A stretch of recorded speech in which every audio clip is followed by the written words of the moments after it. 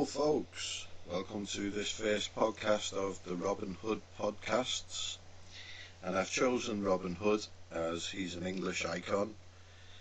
He may not be any particular one man, he may even be Welsh, there may be a few different people, and Robin Hood is a nickname. So I'm choosing to call the podcasts the Robin Hood podcasts, and you're very welcome to listen, because I hope this is going to be very, very interesting listening. And today we're going to start with something that's not really talked about, and I believe it will lead down murky pathways that are lesser explored, but may reveal much more of what it is that we're all involved in, how we're involved in it, why we're involved in it, should we like it or not, we're involved in it. So here it is. It's called Maki, M-A-K-I. It's a political party and is the Israeli Communist Party. They are also called Hadash, or at least forms part of a political alliance known as Hadash. It was originally known as Raka, which is an acronym for Reshime Kommunistit Hadasha. So that meant the new communist list. Now I'm reading from the Maki Political Party Wikipedia webpage, and I've also got tabs open, which we're going to get into, on the Communist Party of Israel, the Maki, on their own website, and we're going to have a look at how they function within the rogue state of Israel. So, if you want to follow along, go to the Maki Political Party page on Wikipedia, and I'm just on the first paragraph, just towards the end, where it says the new communist list, and is not the same party as the original Maki, from which it broke away in the 1960s. And that says the Maki was a communist political party in Israel. It is not the same as the modern day Maki, which split from it in the 60s. So there is a hyperlink to the Maki from the 1960s, and that's the historical political party. So the old political party called Maki, the old Israeli Communist Party, separated and became the Maki, the new Communist Party of Israel. Oh wow, yeah. So I've just clicked on the link, and the Maki was a descendant of the Palestine Communist Party, whoever they are.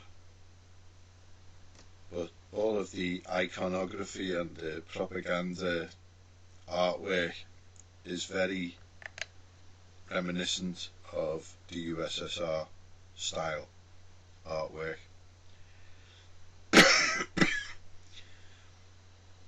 So just reading through now on the Palestine Communist Party Wikipedia page, and I know it's probably not the best resource that I would go to in a paradise, but it is what it is, and we do what we can do. So the Palestine Communist Party was a political party in the British Mandate of Palestine, formed in 1923 through the merger of the Palestinian Communist Party and the Communist Party of Palestine. In 1924, the party was recognised as the Palestinian section of the Communist International. Now, if I remember rightly, this is really interesting, the Communist International. Now, I have clicked on the link, I'm just waiting for it to load, but the last line on the first paragraph of this Maki Palestine Communist Party says, in its early years, the party was predominantly Jewish. Okay, so I'm going now to the Communist International, from where the Palestine Communist Party stemmed. So gotta keep everything dead simple, dead 1, 2, 3. This link leads to this link. This is what this link's saying. So it's not my personal opinion. We're just following the paper trail, or the internet trail as it were, and we're just bringing light to what this communist party in Israel is, what it links to worldwide, what is it doing in Israel, how is it linking to Arabs of today.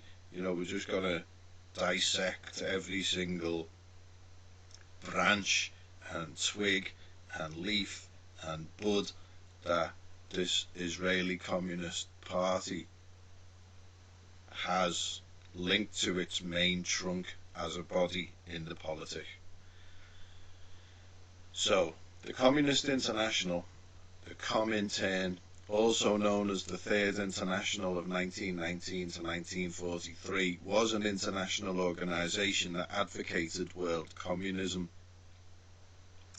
I have read this page once or twice before, but for other reasons, so it's interesting to come back to it now, given what the topic of study is.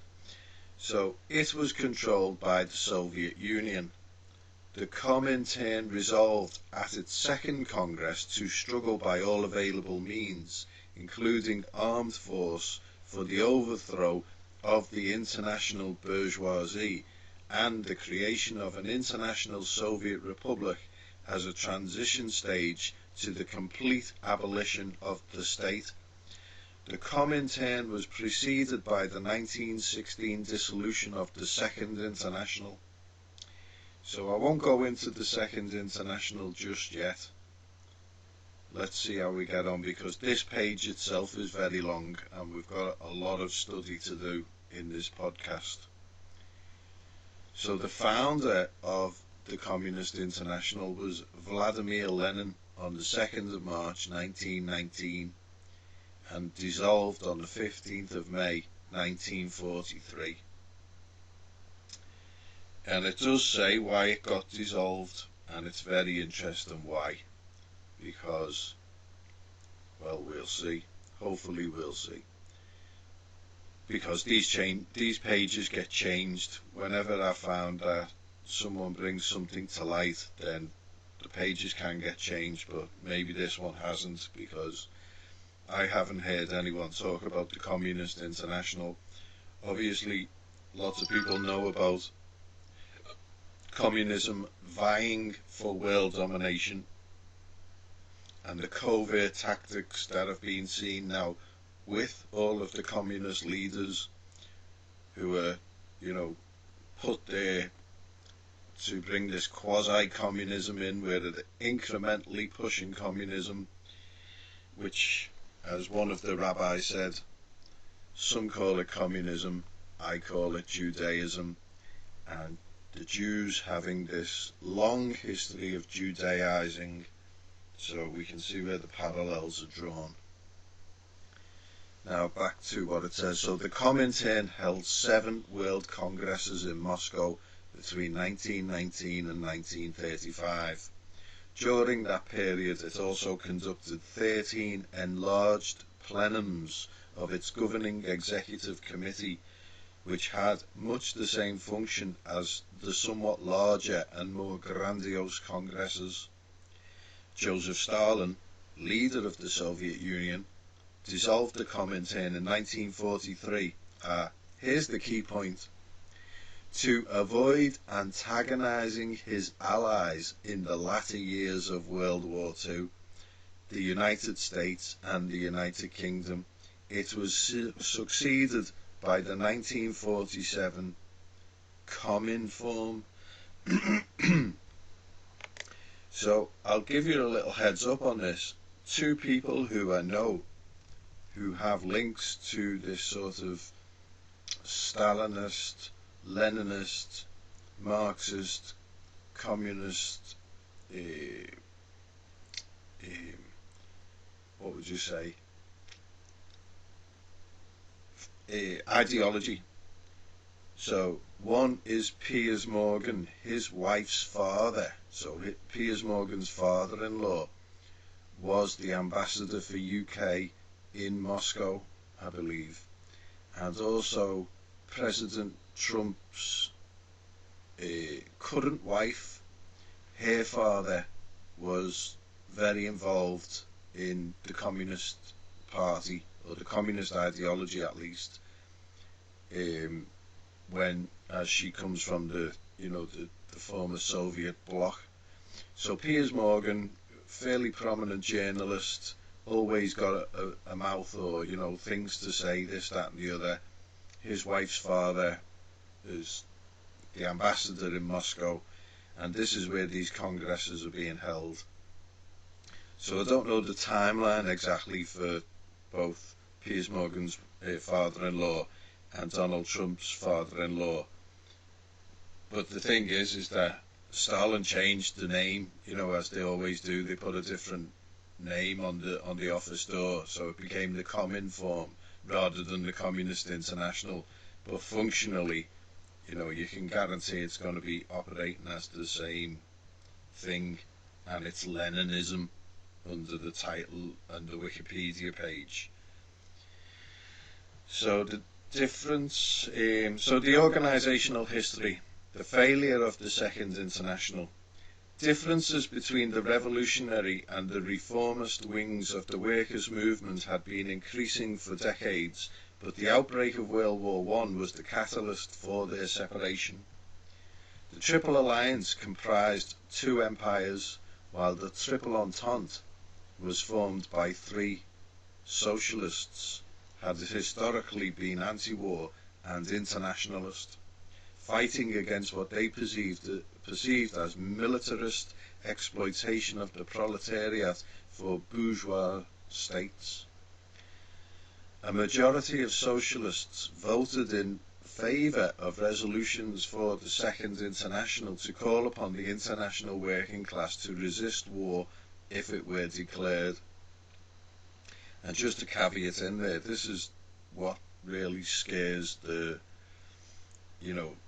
Shabos and their leaders, is the workers are such a bulk of body, and they can bring all of this nightmare politics to a halt tomorrow if everyone just stops to interact with them, refuses to recognise their authority. Sort of like what Gandhi done, but in many ways Gandhi was sort of positioned in by, I bet you thought I was going to say British then, but I'm going to not say British, and I'm going to say the other fellas, the hidden hand, the shadowy people, the children of the night, as they're called. Yes, the people who we're looking at very much today, the Maki and their cohorts. But after the beginning of World War I, many European socialist parties announced support for the war effort of their respective nations. Exceptions were the British Labour Party and the Socialist Party of the Balkans. To Vladimir Lenin's surprise, even the Social Democratic Party of Germany voted in favour of war. After influential anti-war French socialist Jean Jaurès, J-A-U-R-E-S, was assassinated on the 31st of July 1914, the socialist parties hardened their support in France for their government of national unity. So, Auguste Marie Joseph Jean Léon Jaurès, commonly referred to as Jean Jaurès, was a French socialist leader, initially a moderate Republican. He was later one of the first Social Democrats, becoming the leader in 1902 of the French Socialist Party. Just a little bit of background, and there is a link to him on this page, the Communist International. And it's one of the things, isn't it, communism, socialism, they've kind of been wrapped up in the same wrapping. But the thing is like, National Socialism will never be seen as being part of the socialist ideology. when in fact National Socialism is the purest form of a utopian socialism in actual fact. So we continue. Socialist parties in neutral countries mostly supported neutrality, rather than totally opposing the war. On the other hand, the 1915 Zimmerwald Conference, Lenin, then a Swiss resident refugee, organised an opposition to the imperialist war as the Zimmerwald left, publishing the pamphlet Socialism and War, where he called socialists collaborating with their national governments social chauvinists, i.e. socialists in word but nationalists in deed. So Lenin identified a national socialism within Switzerland, and he didn't like it. The Zimmerwald left produced no practical advice for how to initiate socialist revolt. The Second International divided into a revolutionary left wing, a moderate centre wing, and a more reformist right wing. Lenin condemned much of the centre as social pacifists for several reasons, including their vote for war credits, despite publicly opposing the war.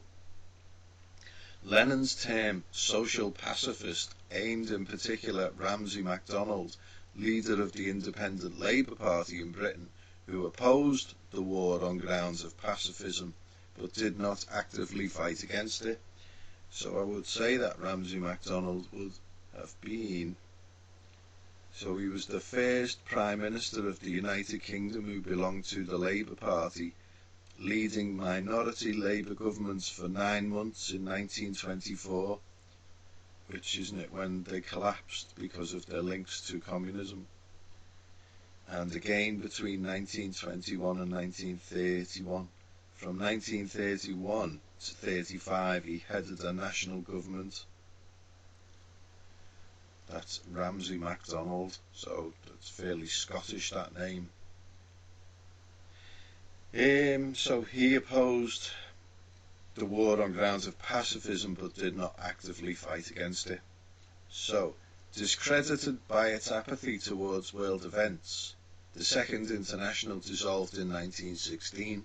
In 1917, after the February Revolution, which is the Menshevik Revolution and not the Bolshevik Revolution, which was the November Revolution of the same year.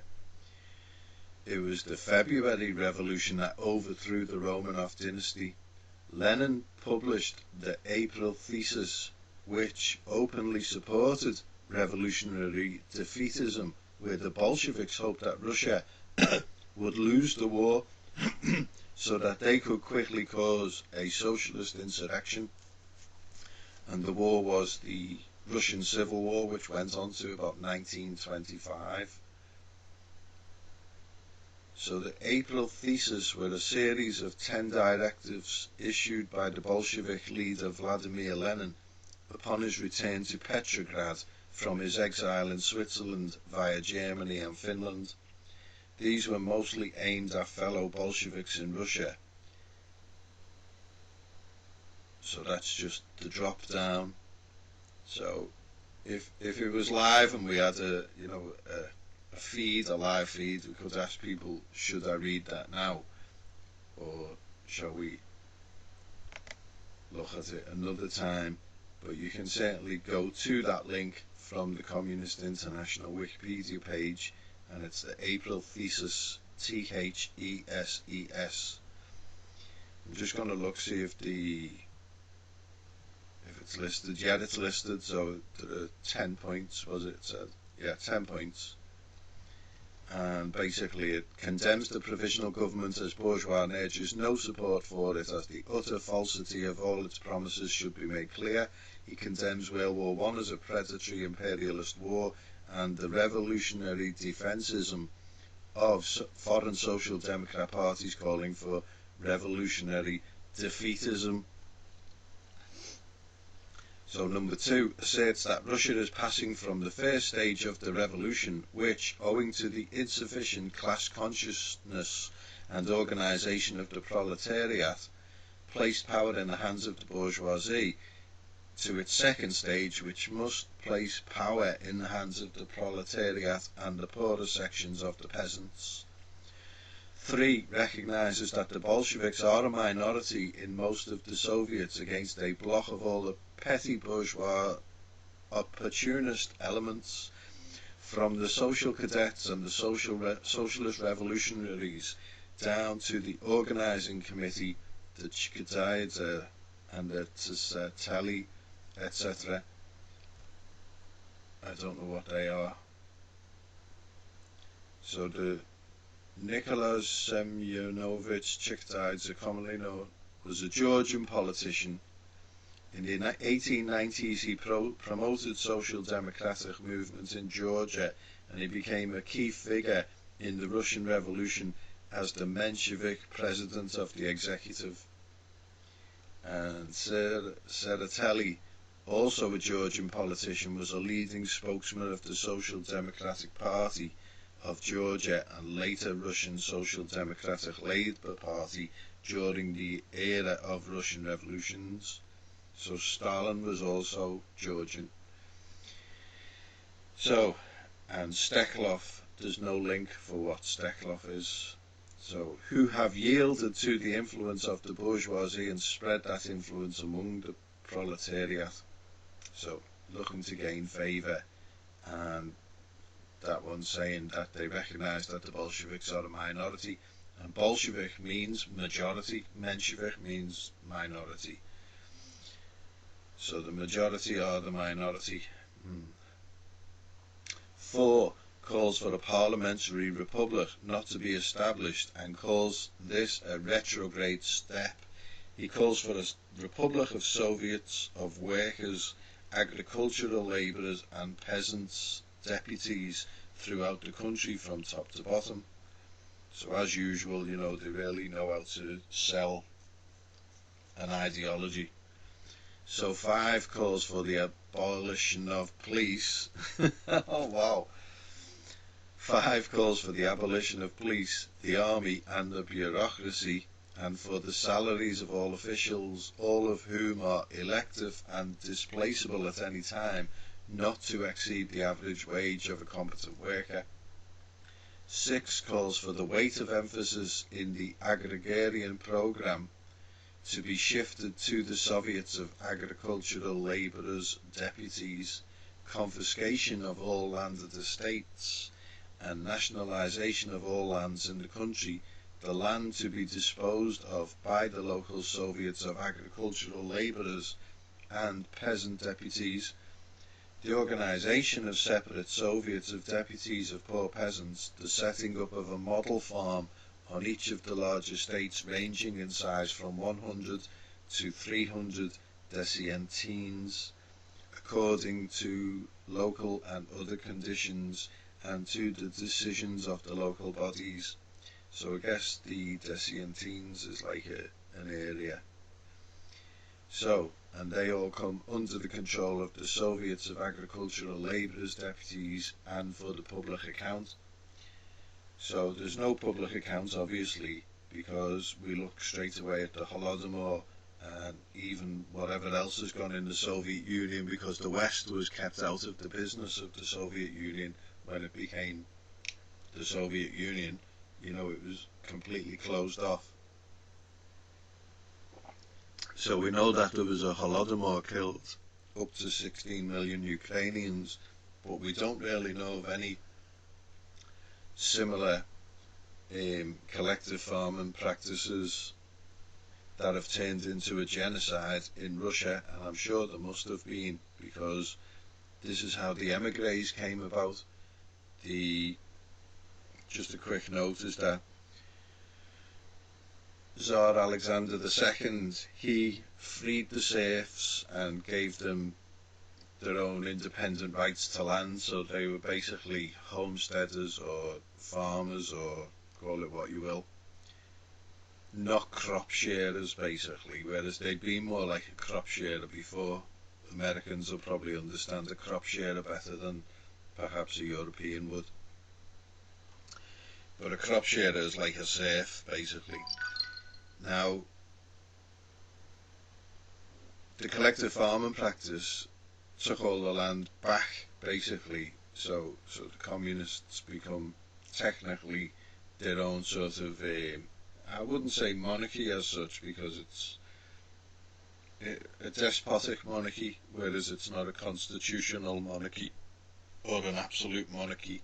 It's a despotic monarchy of a kind. You know, it's wrapped up not to look like that, but functionally it's acting, it's acting as a death machine, really. So 7 calls for the immediate union of all banks in the country into a single national bank and the institution of control over it by the Soviet workers' deputies.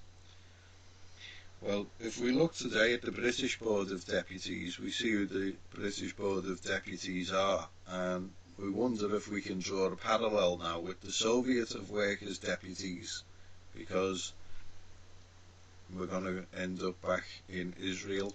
All roads lead to Israel, basically. 8 states that it is not our immediate task to introduce socialism, but only to bring social production and the distribution of products at once under the control of the Soviets of Workers' Deputies.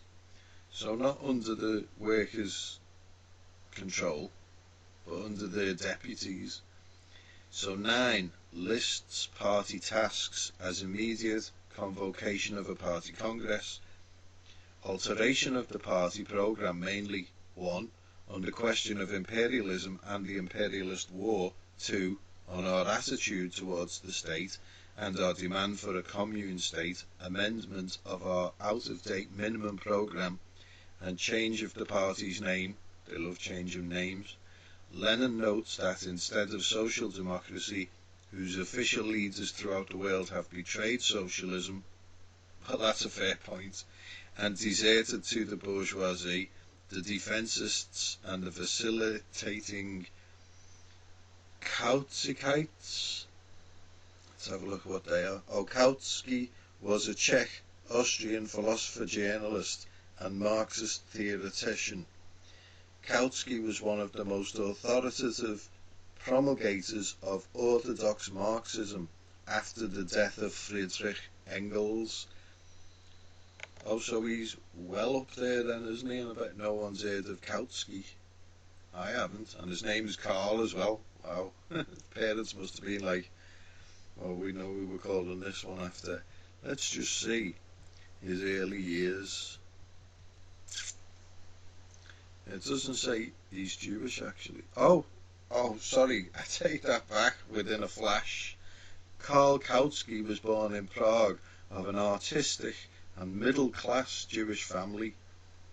His parents were Johann Kautsky, who was a scenic designer, landscape painter and co-owner of the Brioche Bergart and Kautsky, a stage decorating company in Vienna.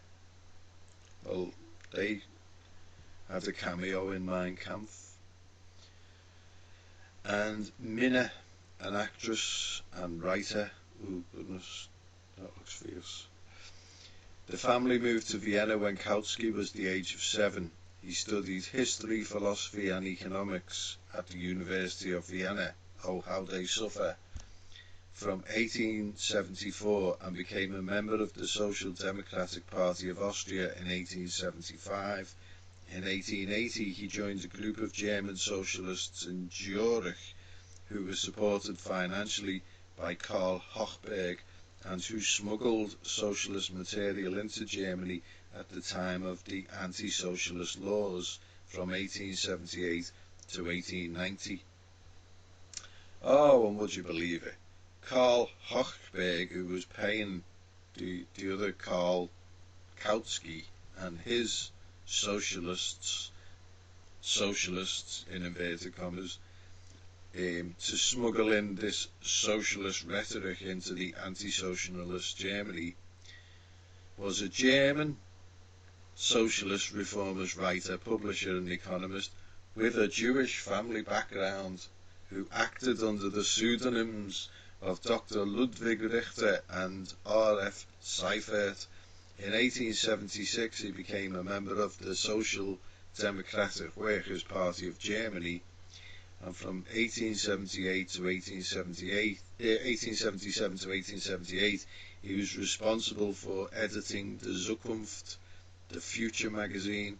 He was in exile in Switzerland from 1878 onwards, first to avoid conscription to the Prussian military, and then due to the anti-socialist laws. So Edward Bernstein and Karl Kautsky were his secretaries and pupils. So afterwards he was the editor of the Jahrbuch für Sozialwissenschaft und Sozialpolitik, the Yearbook of Social Science and Social Politics. So, you know, they say Germans, and Austrians, and Czechs, and all these fancy names, and then, you know, it's always going to turn out when they're in these subversive groups, even flying the flag of socialism, you know, they're actually communists, or working together with communists, because, well, Lenin is saying that instead of social democracy, whose official leaders throughout the world have betrayed socialism and deserted to the bourgeoisie, the defensists of the facilitating Kautskyites, right, which can't be true because the bourgeoisie would have been putting in place the anti-socialist laws. Do you know what? I'm going to look at that, because the anti-socialist laws of Germany, you know, wouldn't that be the same people who are kicking out these social democrats? Well, as I say, I don't want to form an opinion and give disinformation. Not that Wikipedia is the greatest source to go to, but at least if we get a background from the Wikipedia pages, then we can look out the window to see what's really happening and colour in any of the gaps that need colouring in by looking at what's actually happened and is happening, to gauge, you know, what truth that this brings. But the thing is it puts names to faces, and I always think that's an important factor in helping to find out who's who, what's what.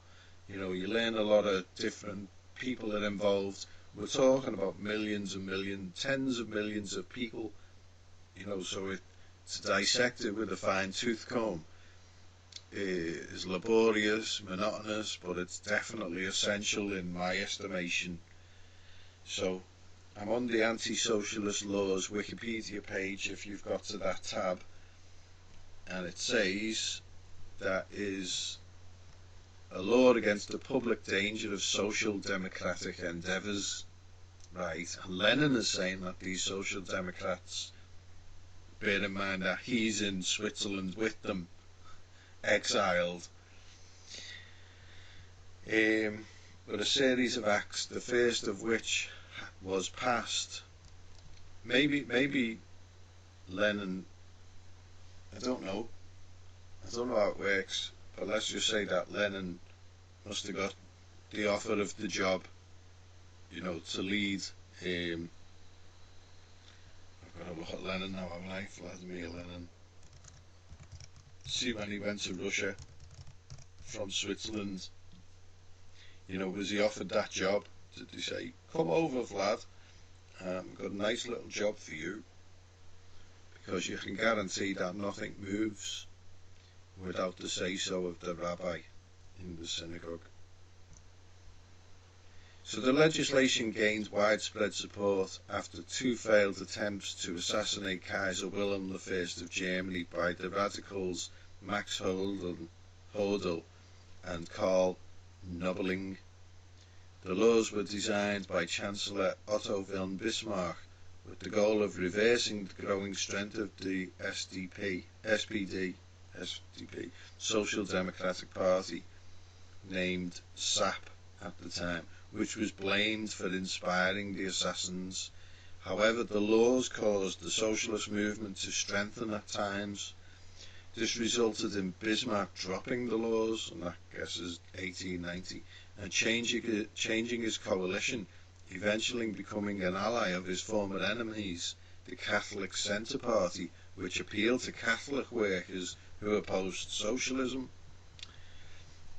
I always wonder what the literature of socialism would have said in those days, because certainly utopian socialism goes way back to ancient Greece 3,000 years ago, and Sir Thomas More wrote a book in the 1500s called Utopia, which was a socialist book.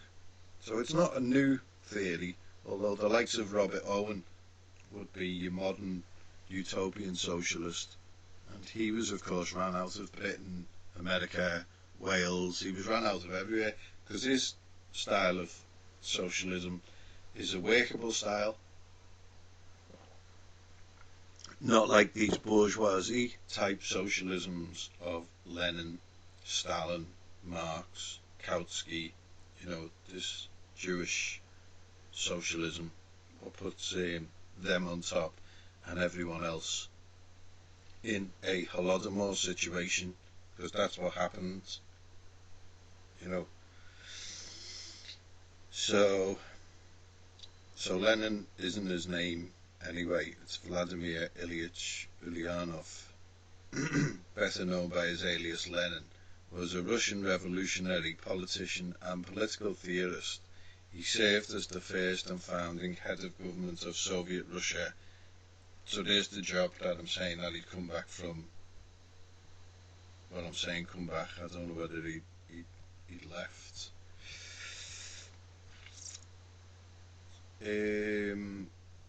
Switzerland.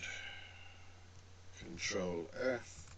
Switzerland. Lenin hoped to cement connections between his Social Democrats and emancipation of labour. Do you see how many groups there are? Like, it's so typical of the way they think. The Emancipation of Labour was the first Russian Marxist group. It was founded in exile by Georgy Plekhanov, Vasily Ignatov, Vera Zasulich, Leo Deutsch, Pavel Axelrod in Geneva in 1883. So Deutsch left the group in 1884 when he was arrested and sent to Siberia. So Deutsch, being the German, got arrested. So, I mean, Lenin hoped to cement connections between his Social Democrats and the Emancipation of Labour, a group of Russian Marxist emigres based in Switzerland. He visited the country to meet group members Plekhanov and Pavel Axelrod. I've heard that name bandied about. So he was a Russian Marxist revolutionary along with the others. He was one of the members of the first organisation of Russian Marxists. He actually doesn't look Jewish, but you never can tell. These guys can get behind wallpaper. Let's have a look. Early life. Oh, when he was Jewish. His parents lived in the Jewish poorhouse. He was forced to work for a living. Though while still in his early teens, he produced his first political essay on the conditions of the Jewish poor in the Mogilev region. Oh, he looks Jewish when he's older. And he's in Stockholm with the other another load of Marxists, Julius Martov, Alexander Martinov, and Nora Bantorget. Oh, at Nora Bantorget, which is an area in Stockholm. Alexander Martinov was, that's a Jew.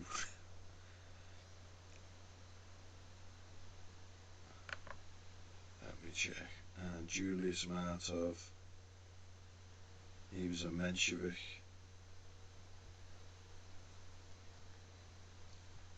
Jewish.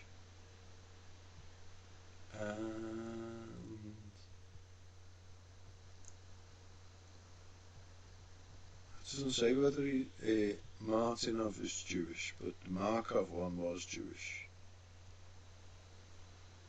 But he does look Jewish, to be honest. And he was a total Marxist. So, Lenin proceeded to Paris to meet Marx's son-in-law, Paul Lafargue.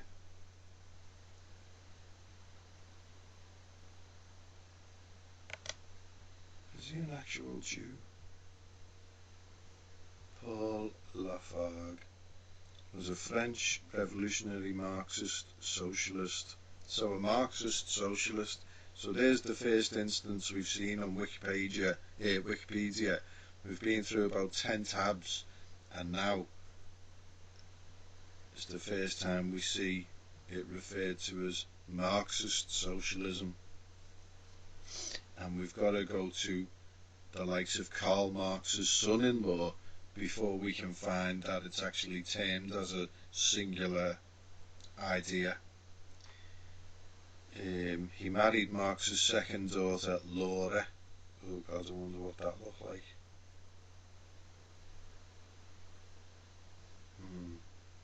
Hasn't got a beard. His best known work is The Right to be Lazy. Born in Cuba to French and Creole parents, so he's a Kalergi mix. Lafargue spent most of his life in France, with periods in England and Spain. At the age of 69, he and 66-year-old Laura died together in a suicide pact. Lafargue was the subject of a famous quotation by Karl Marx. Soon before Marx died in 1883, he wrote a letter to Lafargue and the French Workers' Party organiser Jules Guesde, both of whom already claimed to represent Marx's principles. Marx accused them of revolutionary phrase-mongering and of denying the value of reformist struggles. Yeah, because they're all living the high life, aren't they? You know, this is the Marxist socialist ideology, so Marx is going, well, I'm going to look after them. I'll send them a little letter sort of decrying their position as these bourgeoisie, actual bourgeoisie Marxist socialists. You know, it's sort of like he's forming a little token of guarantee that people will go, oh, well, you know, Marx criticised the way that they live. They'll have been in opium dens, you know, living in the best places, just money's no object, all of these things that we see today and going way back to whenever. These people will tell you, oh, we're so poor and we struggle so much, and it's like never the case. This exchange is the source of Marx's remark, reported by Friedrich Engels. So this is in French. It means, if one thing is certain, I am not a Marxist. Ce qu'il y a de certain, c'est que moi, je ne suis pas Marxiste. So we're looking to see. So it was saying that he's mixed race. Yeah, this Paul Lafargue, who married Marx's second daughter. So he's born in Santiago de Cuba. His father was owner of coffee plantations in Cuba, and the family's wealth allowed Lafargue to study in Santiago and then in France. His four grandparents were a French Christian, an Indian from Jamaica, a mulatto refugee from Haiti, and a French Jew, which there's nothing French about a Jew. Lafargue remarked that he was an internationalist of blood before he was one of ideology. Oh, is that right? And that the blood of three oppressed races runs in his veins. Oh my God. When Daniel de Leon asked him about his origins, he promptly replied, I am proudest of my Negro extraction. Yeah, well, he's not going to let on he's a Jew, is he? So he's a Proudhonian. There's a Proudhon, Pierre-Joseph Proudhon. So he's that type of anarchist. Now, I used to think that Proudhon anarchism was sort of like 'Cause I learned it sort of, this idea of individualism and being an independent person, that came under the umbrella of anarchism from the American sense. I didn't know that there was all this mad Antifa type anarchism, or that anarchism is really paving the way for communism. I didn't realise that. That was way back when, maybe 10 years ago or so. But it was only a passing phase. It was just like, oh well, I don't need the government to tell me how to live. Oh, ergo, it says I'm an anarchist. Oh well, okay, well I must be an anarchist then. So you can see how easy it is to sort of fall under the narrative, as it were, where the narrative is the main body of the media, and you position yourself into a cultural position, and then suddenly it's described to you how your cultural or you recognize a description of a cultural position, and you go, well, that's me. And the narrative tells you that it's a particular thing, so you go, oh well, I'm that. Not that I'm at this current moment I'm learning about my position in this area. I'm growing through it. Not like that. It will be like, oh, you belong to this group of people who think in this way, and like when it resonates, then you go, oh well, that must be me. So therefore, then you sucked in. Then you're like, oh, da, da, da, da. But fortunately, I came out the other side virtually unscathed. Not exactly wholly unscathed, but we soldier on, don't we? So he proceeded to Paris to meet Marx's son-in-law, Paul Lafargue. This is Vladimir Lenin. And to research the Paris Commune of 1871, which I think is, I think that is the, so it's a socialist revolutionary government that controlled Paris from the 18th of March to the 28th of May in 1871. Who's that one who went out with Tom Cruise?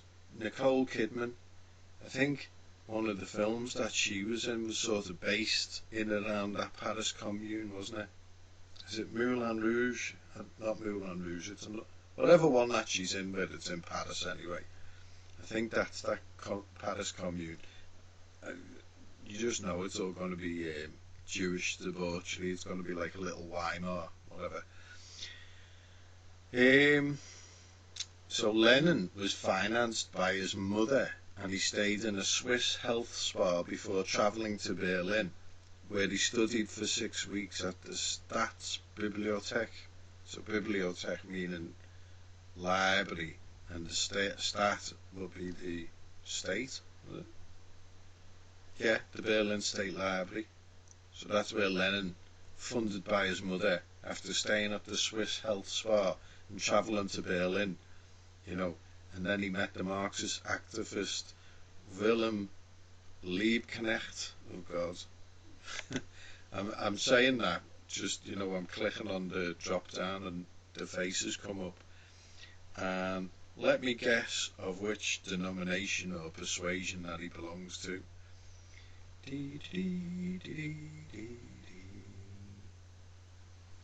Oh, it doesn't say he was Jewish, but I've said that before and then it pops up. He was born in Guise and son of Katerina Elizabeth Henrietta and an Hessian public official, Ludwig Christian Liebknecht. Liebknecht grew up with relatives after the death of his parents in 1832, and he went to school at the Gymnasium of Guise and then began studying philology. What is philology? The study of language in oral and written historical sources. It is the intersection of textual criticism, literary criticism, history and linguistics. Wow. So it's more commonly defined as the study of literary texts as well as oral and written records, the establishment of their authenticity and original form. So he studied that and theology and philosophy in Gießen in Berlin and in Marburg. And Marburg is a university town in the German state of Hesse. So he studied the writings of Saint Simon, which he gained his first interest in communism, and had been converted to the extreme republican theories of which Gießen was a centre. After some trouble with the authorities as a result of participating in student radicalism, well, that's something new, isn't it? Liebknecht decided to emigrate to the United States. While on a train to a port city, quite by chance, he met the headmaster of a progressive school in Zurich, Switzerland, and Liebknecht impulsively decided to accept an offer to be an unpaid teacher at that school. Thus he found himself in Switzerland in 1847 as a civil war began in that country. He reported these events for a German newspaper, the Mannheimer Abendzeitung, beginning a career in journalism that he would pursue for the next 5 decades. So that was 1847. There's a civil war in Switzerland. It's full of all these Marxists and communists. And let's just have a look. The following year, the revolution of 1848, which saw a swathe of revolutions, albeit failed revolutions, certainly in Germany, across Europe. So when revolution erupted in Paris in February 1848, Liebknecht hurried to the scene to arrive too late to do much in Paris, but he did join a legion that was travelling to Germany to instigate revolution there. 1848, by the way, is when Marx comes to England with Engels. That's where he meets Engels, after Marx is kicked out of the young Hegelians, after he fell out with them.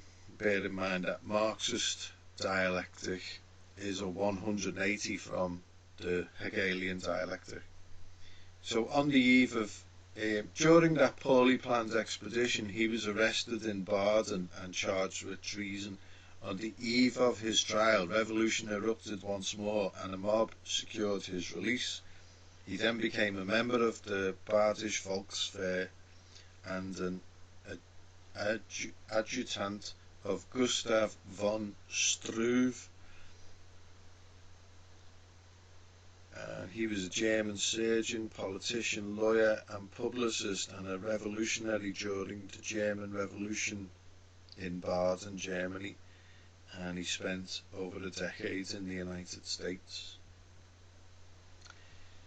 So yeah, they fought this federal constitutional war and lost. After the revolutionaries' defeat, he escaped to Switzerland and became a leading member of the Genfer Arbeitwehr and the Worker Association of Geneva, where he met Friedrich Engels. There's a man who gets about.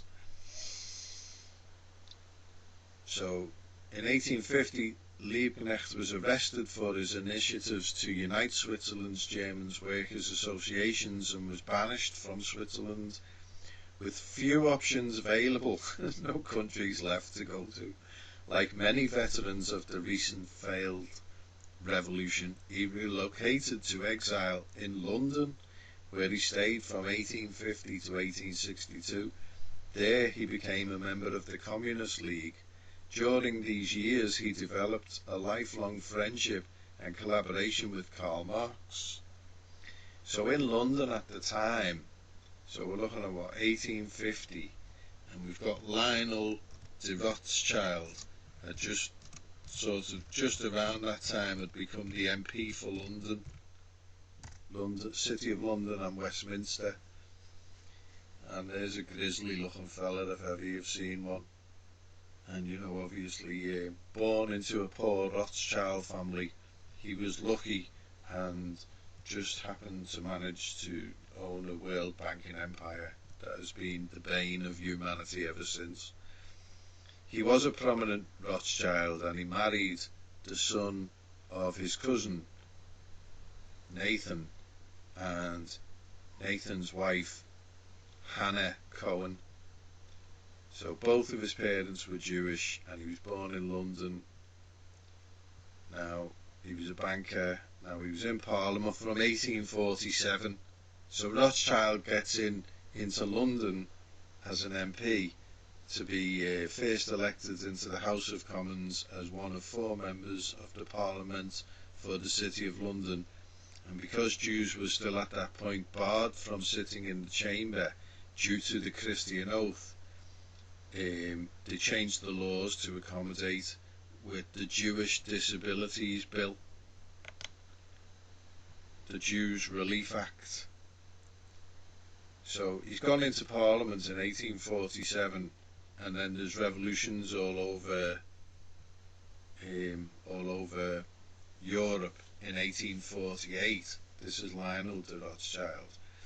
And then when Liebknecht come to London, and Engels and Marx, and there's a communist group already in action, they're in London, so they're obviously under the protection of the Rothschilds, because these are the failed revolutionaries who've no options of exile other than, London's one of the few places they can go. So we can see why it's been important for the Jewish mob to set up a London base. So the Jewish Relief Act, also known as the Jewish Disabilities Bill, is an act of Parliament of the United Kingdom which removed previous barriers to Jews entering Parliament. Following the Roman Catholic Relief Act, because the Catholics were barred from Parliament from 1650, I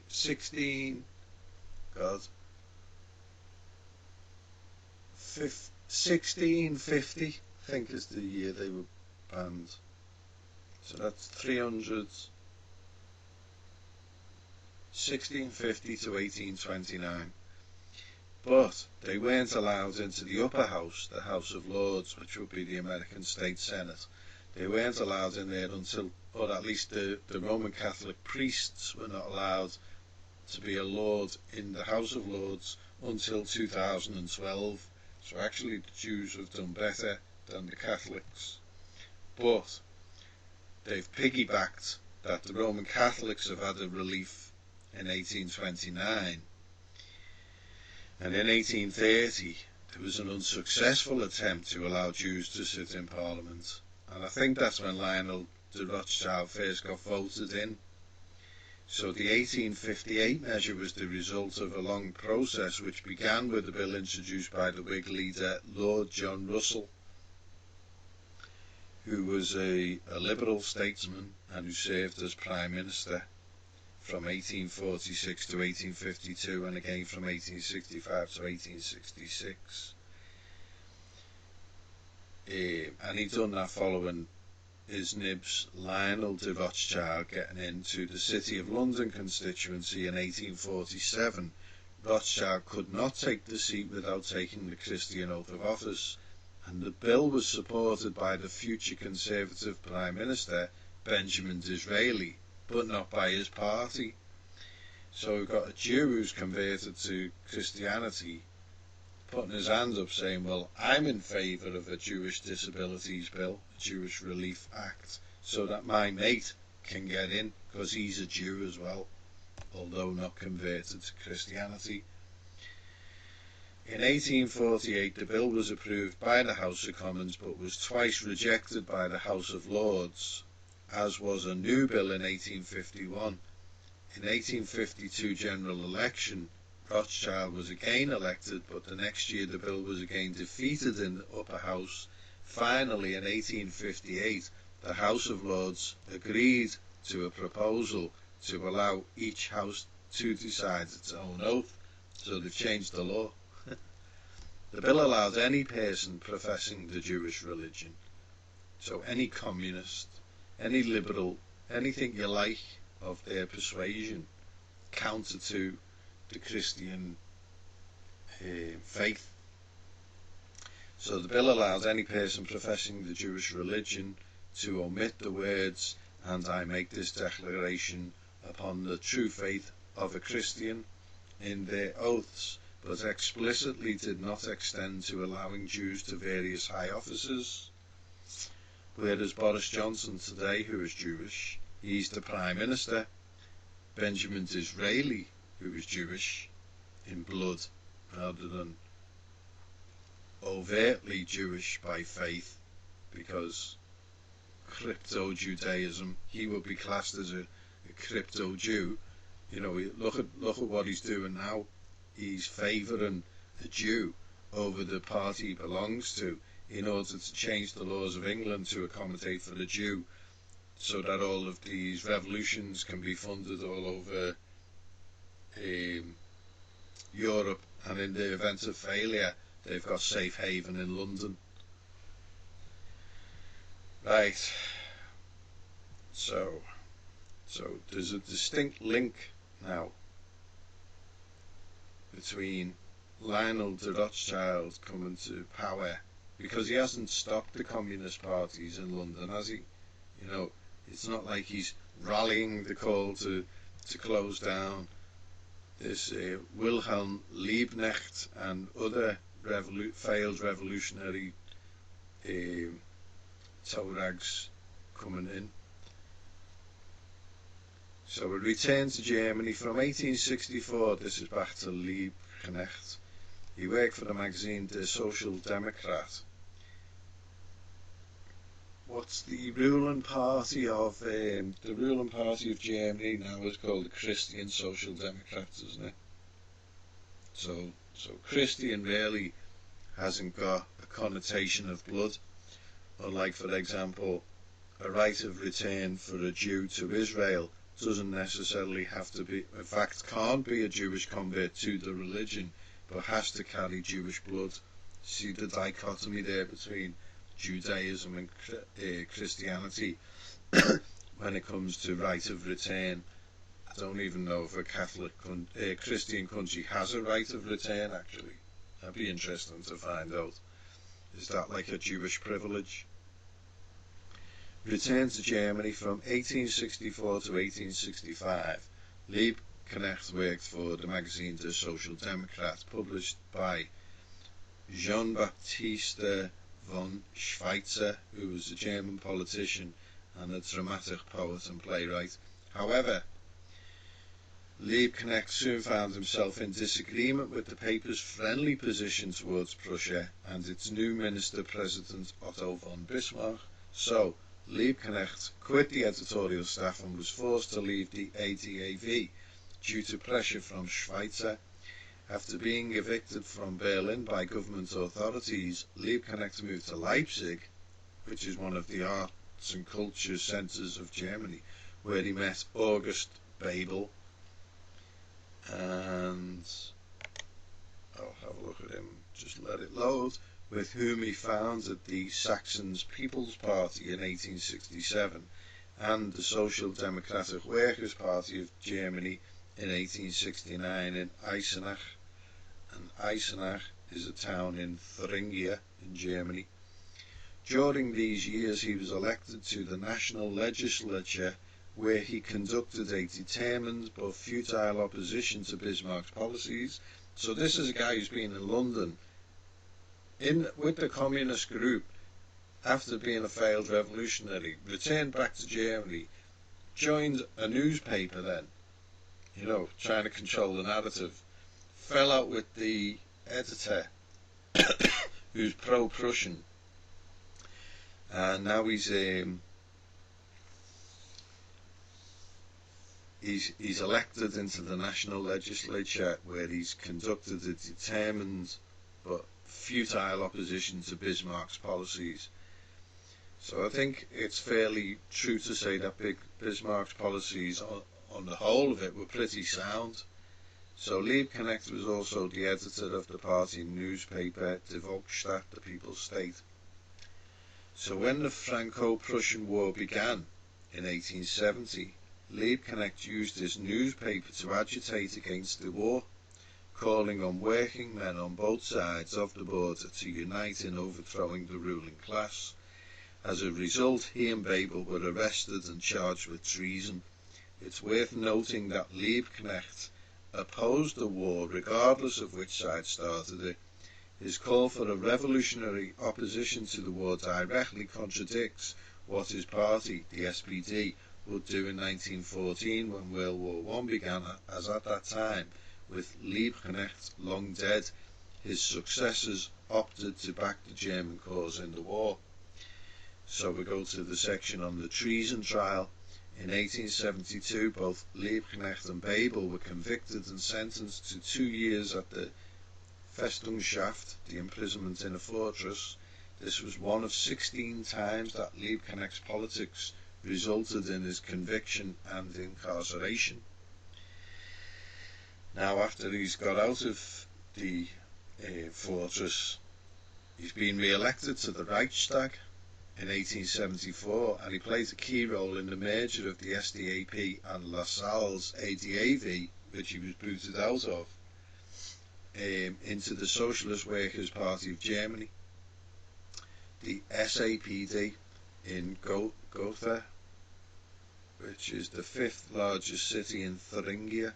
Thuringia is a place where the Jews wanted to have their own internal state, allegedly, reportedly. He also became publisher of the newly founded party organ Vorwärts, or Forward, and there's a Jewish newspaper called Forward today, isn't it? Arguing the integration of Marxist theories into the SAPD's program in his articles. I mean, you can understand how someone would sort of fight for anti-capitalism, pro for the workers. There are elements of socialism that Marx took and peppered in through Marxism, but what Marxism ultimately does is it just puts the Jews right on top as like jail masters, and that's the end of it, and the rest of it, everyone gets to die horrible deaths.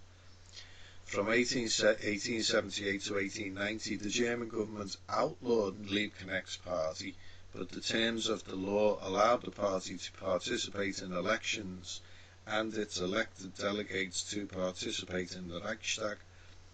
Liebknecht used his position as a Reichstag member to criticize the political situation and oppose the tendencies in his own party toward anarchism on the one hand and accommodation with Bismarck on the other, maintaining a radical and unified stance. The SPD emerged from outlawry in 1890 with a 20% of the vote in the Reichstag election. So 1848, if 1848 failed revolution, and they've all had to go into exile, and then, judging if one goes to London and joins communist parties, and there's not many places to go, and Marx and Engels both go there, you can well imagine that basically all of these failed revolutionaries are in communist groups learning more about what to do when they're allowed to then, go and repollinate, as it were, back into the politic, which is exactly what Liebknecht's doing, albeit his party's getting, and he's forming parties left, right and centre, and he's getting banned, but not fully. What I'm saying is that, he's talking about going towards anarchism on one hand, but with Bismarck on the other, so they're very much fence sitters. And the radical side of communism doesn't very much come to the fore, while these idiot foot soldiers, these useful idiots, are fighting the war for, the Marxist Jews, the Jews, in order to push Judaism ultimately, because what generally goes on is that you'll have all of your ground troops will be working with this fervent conscience that they need to get things done for the workers, and it's all socialist, and then sitting at the top of the movement where all of the literature's coming through, the funding's coming through, the organisations coming through, that'll all be getting done from the synagogue, and it's sometimes unbeknown to these people what's actually going on. So Liebknecht died on Sorry, I've missed a small section that's quite interesting. In 1891, Liebknecht became the editor-in-chief of the Forward and one of the originators of the SPD's new Marxist-inspired party platform. Throughout that decade, he continued to serve in the Reichstag and to appear at political conventions of the SPD as a prominent referent or referent. Despite his advanced age, he also was a major organizer of the Second Socialist International. And then he died aged 74 in Charlottenburg, a suburb of Berlin, and 50,000 people joined his funeral procession. So it's interesting to note that, 1933, there was 70,000 Jews in Berlin. I don't know what the population of Berlin was at the time, but certainly there's a significant contingency within the city, given that after World War One, the Weimar Republic was very much geared towards sort of Marxist ideology. Bavaria was a Soviet socialist republic for a spell in 1919. But what's interesting to note here, in 1892, in a book by this Wilhelm Liebknecht, Robert Owen is actually listed, and the book is called Sein Leben und Sozialpolitischen Werken, and it was published in Nuremberg in 1892. So not a lot of people today know about Robert Owen, and yet this cat knows about him back in the day, like. Although he's been old at that time. When I say old, it's just 8 years before his death. Okay, so that's Wilhelm Liebknecht, what appears to be a non-Jew fighting all this stuff, but appears to be more of a socialist, useful idiot doing the work for the unmentionables. And now we're looking at August Bebel, who was the fellow who he was in jail with. So he's from Cologne, and he was the son of a Prussian non-commissioned officer in the Prussian infantry, initially from Ostrovo in the province of Posen, and was born in the military barracks. His father died in 1844. As a young man, he was apprenticed as a carpenter in Leipzig. Like most German workmen at the time, he travelled extensively in search of work, and he thereby obtained a first-hand knowledge of the difficulties facing the working people of the day. At Salzburg, where he lived for some time, he joined the Roman Catholic Workmen's Club when in Tyrol. I think that's in Italy, isn't it? Tyrol. The Holy Roman Empire, Austria. I know there is a Tyrol in Italy, because I always wondered why it was called Welsh Tyrol. Let's see, where is it? Oh, Innsbruck. Yeah, so it's right near the Italian border. Yeah, succeeded by the Kingdom of Italy and the Republic of German Austria.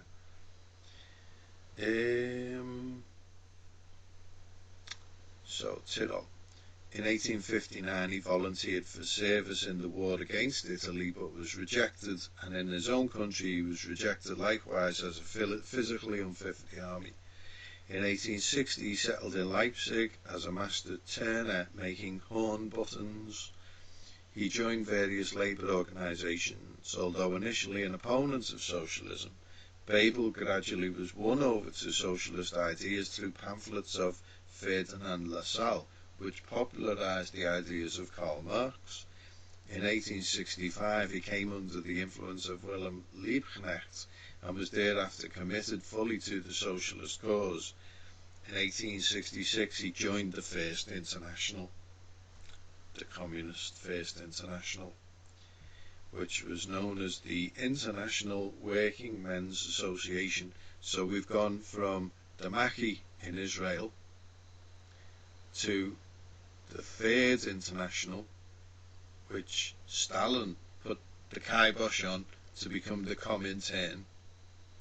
And then we've gone through Lenin, through a lot of the revolutionary periods, into the Rothschilds in London, the Communist group in London, and now we're at the first international, known as the International Working Men Association, from 1864 to 1876, and it aims at uniting a variety of different left-wing socialist, communist and anarchist groups and trade unions that were based on the working class and the class struggle. So class is very much a Marxist idea, in so much as that when you set things by class, you divide the racial aspect. So it was founded in 1864 in a working men's meeting held in St. Martin's Hall, London, and yet its first congress was held in 1866 in Geneva. In Europe, a period of harsh reaction followed the widespread revolutions of 1848. The next major phase of revolutionary activity began almost 20 years later with the founding of the IWA, the International Working Men's Association. At its peak, the IWA reported having 8 million members, while police reported 5 million. In 1872, it split in two over conflicts between statist and anarchist factions and dissolved in 1876, and the Second International was founded in 1889 in Paris. So these people get around, and I think at that juncture we're just over an hour and 16, and we'll leave it at that, and we'll see how long it takes before we can get back to the Maki in the next one, in part 2 of the Robin Hood podcasts. So thanks very much for your time for listening. I hope it's not been too uninteresting and has actually been interesting, and I hope that maybe I can, give you a few leads, and we'll find see where all this goes, and let's try and nail a few things down about this mishmash of capitalist, communist, these left-right paradigms that have got everyone fallen into the dialectic, the Marxist dialectic, and start giving people